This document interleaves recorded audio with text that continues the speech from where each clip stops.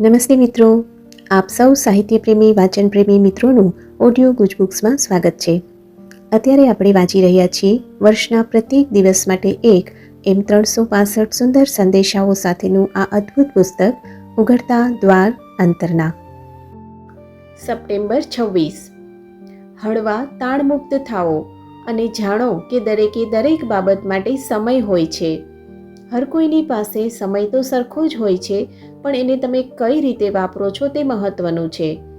તમે એનો પૂર્ણપણે ઉપયોગ કરી એની એકે એક ક્ષણ માણો છો કે પ્રથમ બાબતને પ્રાથમિકતા આપવાનું ચૂકી જઈને સમયને વેરવિખેર કરી નાખો છો. સમયના ગુલામ બનતા અટકો, એને બદલે એને તમારો ગુલામ બનાવો. પછી એ કદી તમારા પર સત્તા નહીં ચલાવે, તમે એના પર સત્તા ચલાવશો. એટલું સ્વીકારી લો કે એકી વખતે તમે એક જ કામ કરી શકો છો. એ કામ સંપૂર્ણપણે કરો, પછી જ બીજું કામ હાથમાં લો. બહુ દૂરનું જોવાનો પ્રયત્ન ન કરો. તમે એક વખતે એક જ ક્ષણ જીવી શકો છો.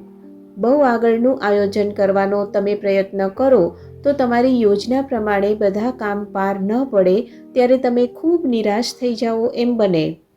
ઘણા ફેરફારો આવી પડે જેની તમારા આયોજનમાં તમે ગણતરી ન કરી હોય. એટલે દરેક ક્ષણમાં પૂર્ણપણે જીવવું અને ભવિષ્યને એના પોતાના પર છોડી દેવું એ જ ઉત્તમ બાબત છે. આપનો આજનો દિવસ શુભ રહે.